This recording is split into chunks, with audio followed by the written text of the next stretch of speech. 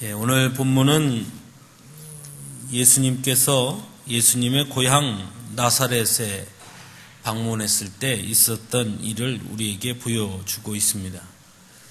예수님은 고향 나사렛에서 이사야의 말씀을 읽으시고 바로 예수님께서 이사야를 통해 약속하셨던 그 메시아이심을 처음으로 드러내십니다. 하지만 오늘 본문에서 보듯이 나사렛의 사람들은 오히려 예수님을 몰아냅니다. 예수님께서 다른 어떤 누구보다 먼저 자신의 고향 나사렛 사람들에게 구원자로 오셨음을 말씀하셨음에도 불구하고 그들은 예수님을 받아들이지 않았고 예수님을 배척하고 내어쫓음으로 하나님의 은혜를 누릴 수 있는 기회를 잊어버리고 말았습니다. 왜 나사렛의 사람들은 구원자로 오신 예수님을 받아들일 수 없었을까? 본문은 그 이유에 대해서 매우 중요하게 다루고 있습니다. 그리고 이것은 오늘을 살아가는 우리들에게도 구원자 예수님을 보지 못하게 가로막는 방해물들이 무엇이 될 수 있는지를 다시 한번 깨닫게 합니다. 오늘 제가 여러분에게 그림을 하나 보여드리려고 하는데요. 이 그림에는 아주 인자한 노인이 한 명 있습니다. 그림이 떴는가요? 네. 인자한 노인이 보이시는가요? 몇 세쯤 돼 보이십니까? 네? 제가 이 그림을 이렇게 보니까 김영자 권사님 닮은 것도 같고, 뭐 그렇죠? 인자한 노인, 우리 기권사님 닮은 것 같기도 하고, 인자한 노인이 보입니다. 보셨습니까? 그림을 안 보이십니까? 그림을 내려주시기 바랍니다.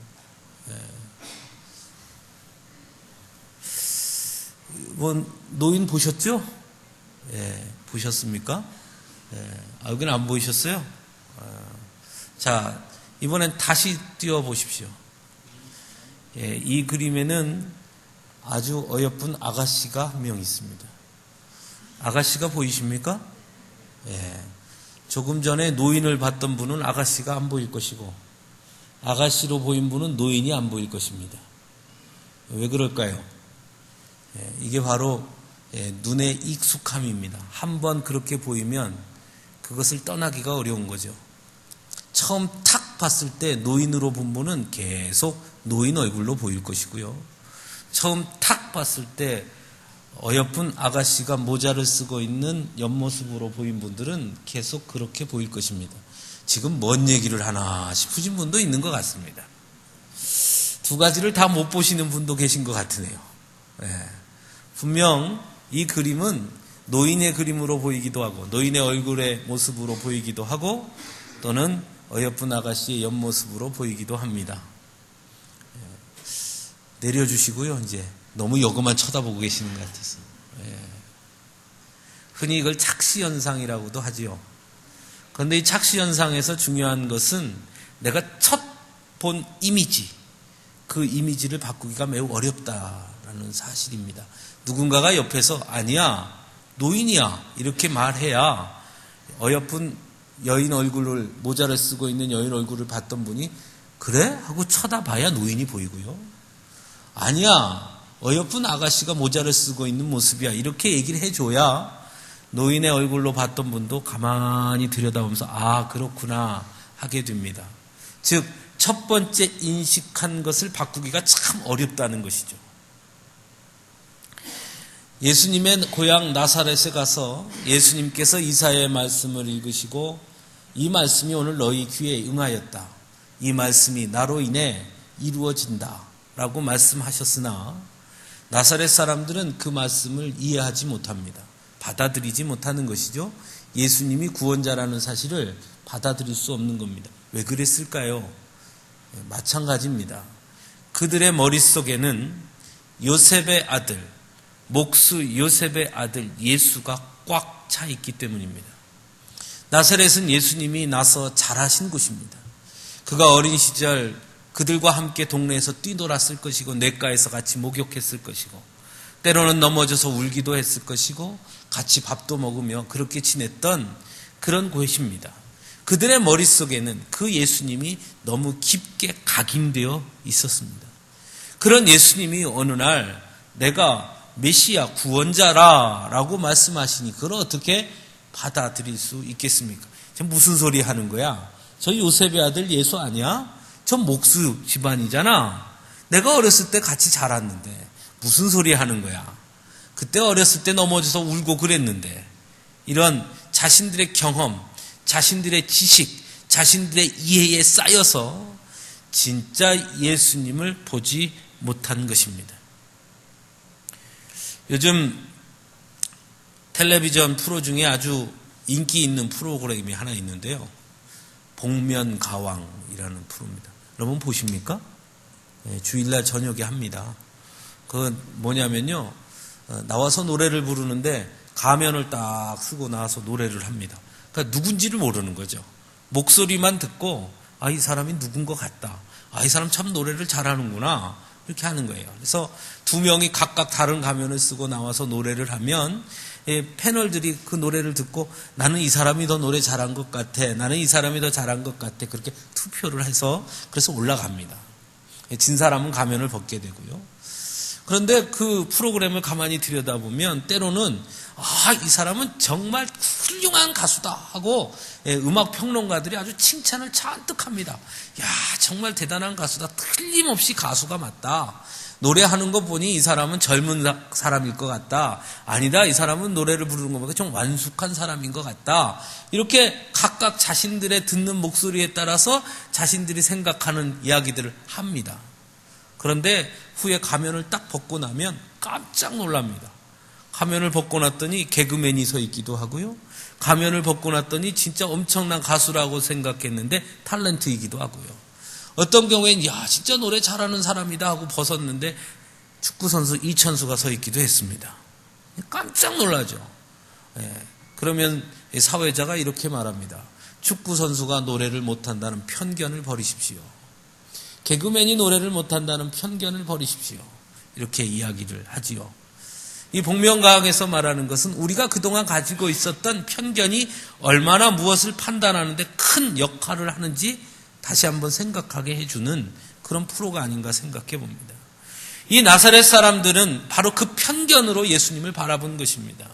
예수님께서 말씀하시지만 그들은 예수님의 말씀이 귀에 들어오는 것이 아니라 자신들이 보고 있었던, 자신들이 이해하고 있던, 자신들이 경험했던 그 예수님만이 지들의 머릿속에 있었기 때문에 구원자 예수님을 가장 가까이서 봤음에도 불구하고 가장 먼저 구원자 예수님이심을 말씀해 주셨음에도 불구하고 그것을 깨닫지 못했다라는 것입니다.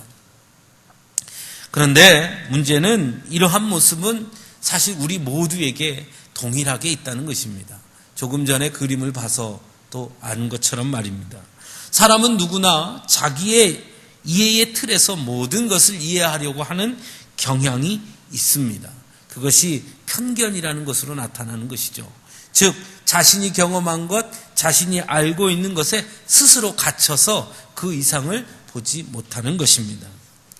나사렛 사람들이 바로 그러했던 것이죠. 이러한 모습은 오늘을 살아가는 신앙인들에게도 우리의 믿음 생활 속에서도 있는 것을 보게 됩니다.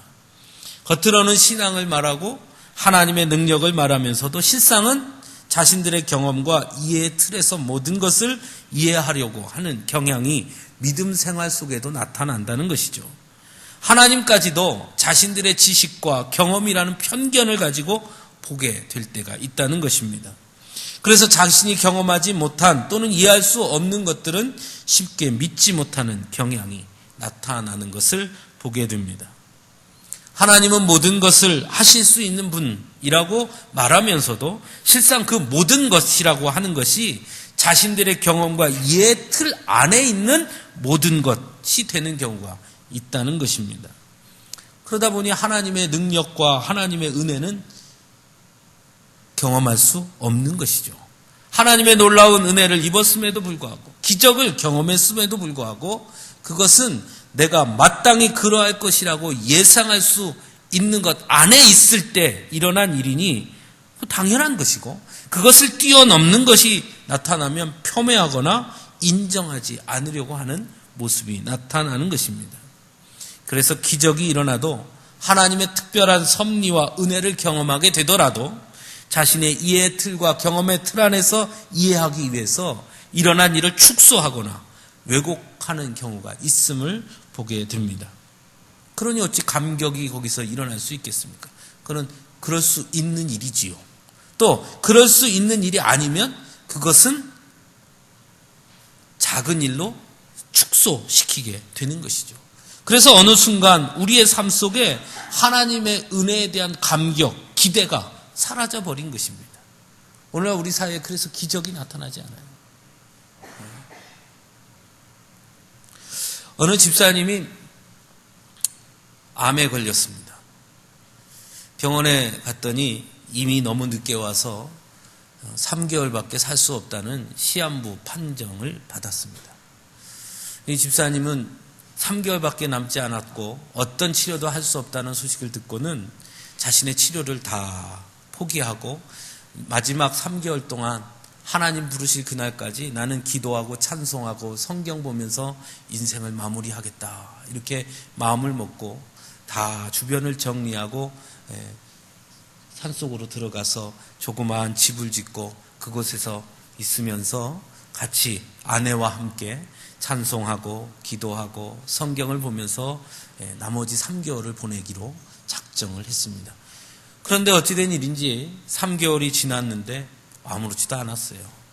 또 3개월이 지나서 의사가 3개월을 얘기했는데 6개월이 지났는데 오히려 더 건강해지는 것 같은 거예요. 1년이 지났습니다. 1년이 지나니까 오히려 그전보다 훨씬 더 건강해진 것 같아요. 병원에를 찾아갔습니다. 당신이 3개월이라고 그랬는데 벌써 1년이 됐습니다. 의사가 깜짝 놀라서 검사를 하고는 의사가 먼저 더 놀라서 이렇게 묻습니다. 도대체 그동안 무슨 일이 있었습니까? 왜 그러십니까? 아니 당신 온몸에 전이 됐던 암세포가 하나도 없이 다 사라졌습니다. 기적이 일어난 것이죠. 예, 이 집사님 깜짝 놀랐습니다. 제가 한 것이라고는 아무것도 없습니다. 저는 그냥 거기 집에서 떠나서 산골에 집을 짓고 거기서 성경을 보고 찬송을 하고 기도하면서 그렇게 지낸 것밖에 제가 한 것은 없습니다. 이렇게 말했습니다. 의사가 이렇게 대답합니다. 그럴 리가 있습니까? 그런다고 낫겠습니까? 아니요, 당신은 분명히 무언가 특별한 게 있을 겁니다. 한번 찾아보십시오. 그러자 이 집사님이 곰곰이 다시 한번 고개를 갸웃갸웃하면서 생각해 보니까 한 가지 떠오르는 게 있었습니다. 하나 있습니다. 그게 뭡니까? 제 아내가 날마다 아침마다 녹즙을 갈아서 줬습니다. 그러니까 의사가 녹즙이 원래 암에 효과가 있습니다. 집으로 돌아왔습니다. 그 집사님. 동네에 있는 또 같은 교회를 다니던 성도들이 이분이 다 나았다는 소식을 듣고 다 몰려들었습니다. 그리고 목사님도 오셔서 하나님이 하셨습니다. 옆에 있는 권사님, 집사님들도 하나님이 하셨습니다. 막 이렇게 하나님께 영광을 돌리며 기뻐했습니다. 그러자 이 집사님이 가만히 듣고 있다가 목사님, 그게 아니죠. 녹즙입니다. 녹즙. 녹즙 먹고 났습니다. 대답을 했습니다. 여러분, 정말 녹즙 먹고 난 겁니까? 네. 자신이 받아들일 수 없는 기적을 경험했음에도 불구하고 그는 그것을 자신이 이해하려고 하는 범주의 틀에 가두었고 결국은 녹즙이 나를 낫게 했다고 그렇게 결정해버리고 만 것이죠. 그러니 어찌 하나님께서 나의 병을 고쳐주셨다는 감격을 그가 누릴 수 있겠습니까? 오늘날 우리 사회에 많은 사람들이 믿음을 말하면서도 이와 같은 모습들로 살아가는 경우가 많이 있다는 것입니다. 분명한 것은 믿음은 우리의 경험과 이해의 틀로 이해하는 것이 결코 아닙니다. 믿음을 이해하려고 한다면 그것은 믿음을 잘못 생각하는 것입니다. 사랑하는 성도 여러분, 믿음은 이해가 아닙니다. 믿음은 그저 믿음인 것입니다. 그것을 잊지 마시기 바랍니다. 나사렛 사람들이 예수님이 구원자이심을 보지 못한 또 하나의 이유가 있습니다. 그것은 바로 눈으로 보고 믿고자 했기 때문입니다. 예수님께서는 그런 그들의 의도를 분명하게 꿰뚫고 있습니다. 그래서 본문 23절에 이렇게 말씀하십니다. 너희들이 분명히 나한테 이렇게 말하겠지. 야, 내가 의사라면 너 자신을 먼저 고쳐봐.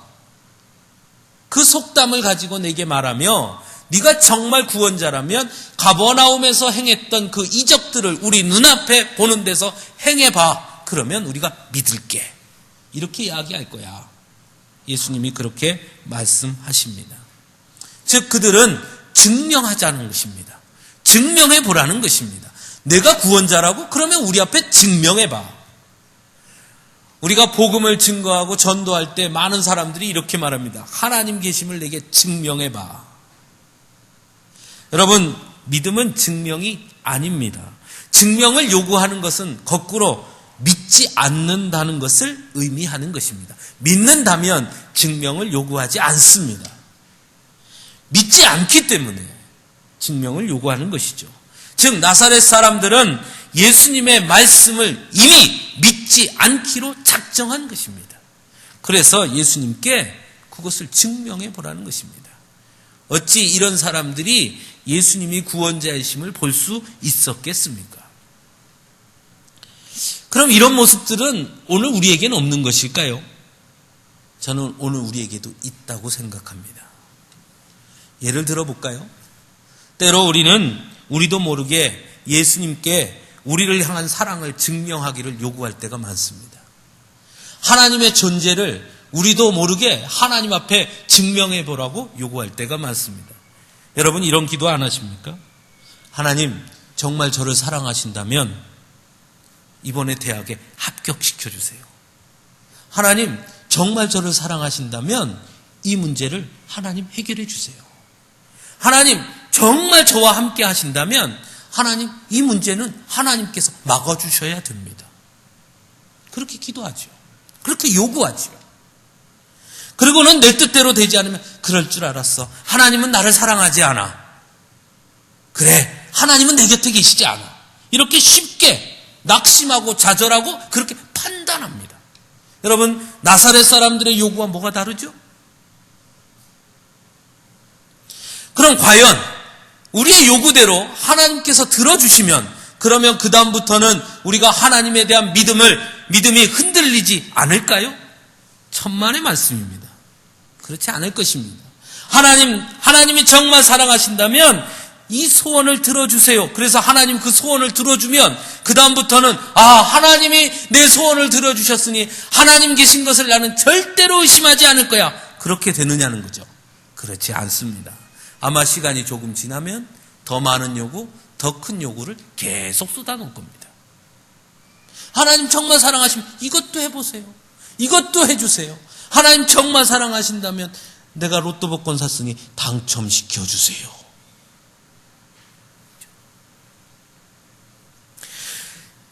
우리는 하나님의 사랑과 하나님의 은혜를 말하면서도 역시 나사렛 사람들과 똑같이 믿음을 말하는 우리들조차도 하나님 앞에 더 많은 요구와 더 많은 소원을 내놓으며 하나님의 사랑, 하나님의 존재, 하나님의 은혜를 증명할 것을 요구하고 있다는 것입니다.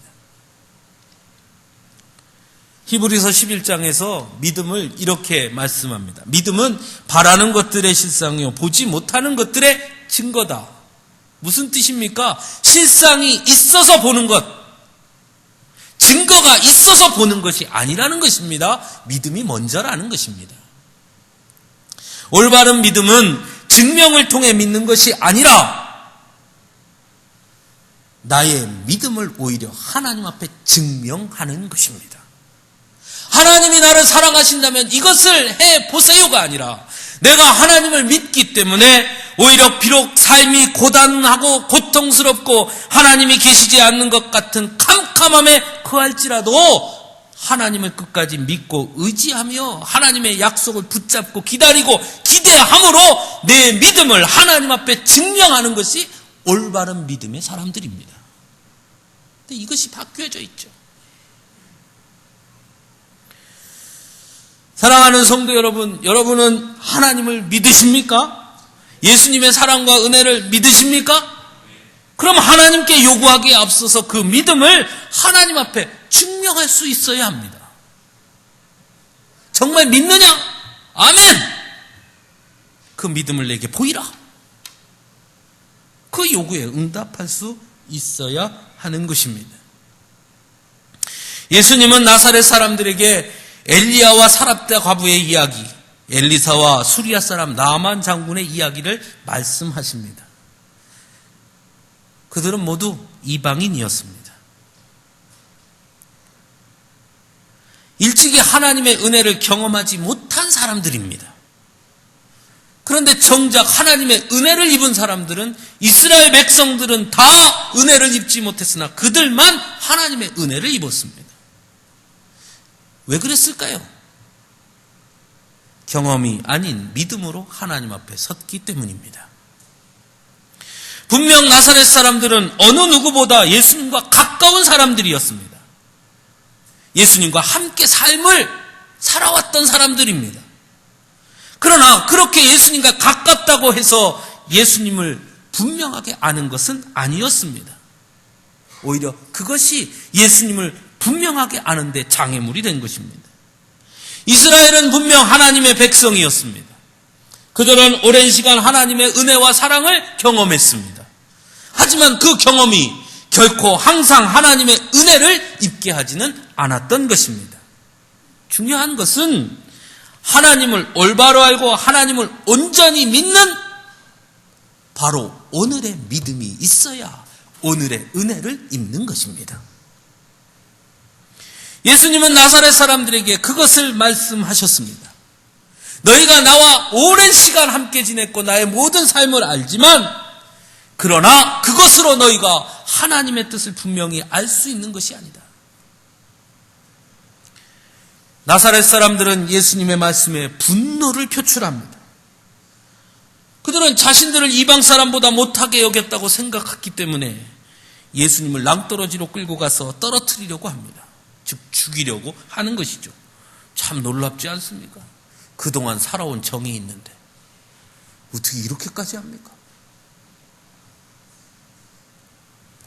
이런 모습들은 나사렛 사람들의 이기성을 분명하게 드러냅니다.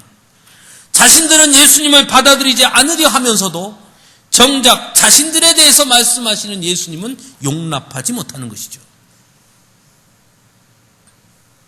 이 모습 또한 우리에게 있음을 발견합니다. 하나님의 마음을 이해하려고 하지 않고 하나님의 말씀에는 귀 기울이지 않으면서 우리는 그렇게 하면서 정작 나의 요구와 소원에 침묵하시는 하나님께는 왜 내 말에는 귀 기울이지 않으시냐고 따지고 투정 부리고 불만을 표출한다는 것입니다. 하나님의 말씀은 듣지 않고 내 말씀은 하나님은 들어야 한다고 생각하는 것이죠. 매우 이기적인 것입니다. 사랑하는 성도 여러분, 눈으로 보기에 하나님과 가까이 있다고 하나님의 은혜가 있는 것이 아닙니다. 이스라엘 백성이라고 날마다 은혜가 임한 것도 아닙니다. 중요한 것은 오늘의 내 믿음이 어떠하냐는 것입니다. 오늘 내가 얼마나 하나님의 말씀에 귀 기울이고 있느냐 하는 것이죠. 신앙생활 몇 년 했다고 하나님의 은혜가 임하는 것이 아닙니다. 사람들의 눈에 보기에 믿음 좋다고 하나님의 은혜가 임하는 것도 아닙니다. 중요한 것은 오늘 내가 하나님의 말씀 앞에 어떻게 서 있느냐는 것입니다. 오늘의 믿음이 없이는 오늘의 은혜도 없는 것입니다. 믿음은 관성도 아니고 믿음은 사람들의 인정받음도 아닙니다. 믿음은 하나님이 보시는 하나님의 기준에 맞추어져 있어야 하는 것입니다. 그래야 하나님의 은혜가 풍성하게 임하는 것입니다. 사랑하는 성도 여러분, 나사렛 사람들의 모습이 우리 안에 있지는 않습니까? 우리의 생각, 우리의 판단, 우리의 경험, 그것으로 하나님의 능력을 재단하고 있지는 않습니까? 그래서 혹 우리가 하나님의 기적을 매일같이 경험하지 못하는 것은 아니겠습니까? 내 믿음을 하나님 앞에 내놓기보다는 하나님께 하나님의 사랑을 증명하라고 요구하며 살고 있지는 않습니까? 그래서 우리는 하나님께 받기만을 원하고 하나님께 드리는 것에는 너무 인색하지 않습니까? 예전에 내가 하나님의 은혜를 입은 것으로 만족하며 살고 있지는 않습니까? 그래서 오늘의 은혜의 갈급함이 사라진 건 아닙니까? 사랑하는 성도 여러분, 우리는 2016년 새 사람을 입으라라는 표어를 가지고 시작했습니다. 새 사람이 무엇일까요? 날마다 새로운 은혜를 입는 사람 아니겠습니까? 날마다 새로운 은혜를 입기 위해서 어떻게 해야 됩니까? 날마다 새로운 믿음으로 하나님 앞에 서야 하는 것 아니겠습니까? 하나님 앞에 하나님의 사랑을 우리에게 증명해보라 말하기 전에 내가 하나님을 얼마나 사랑하는지 하나님 앞에 보이는 자들이 되어야 하는 것입니다. 그것이 우리가 해야 할 몫입니다. 하나님의 사랑은 예수 그리스도의 십자가의 은혜로 이미 확고하게 증명되었습니다. 그렇다면 우리는 하나님 앞에 우리의 사랑을 어떻게 보여주고 있습니까?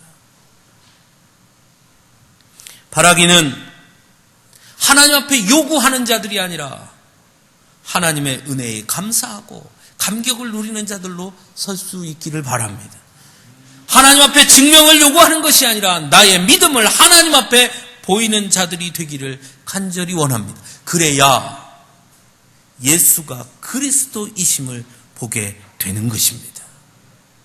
우리의 눈앞에 가려져 있는 편견들을 벗어버리고 오직 말씀 안에 주시는 풍성한 하나님의 은혜를 보는 복된 자녀들이 되기를 간절히 소원합니다. 기도하겠습니다.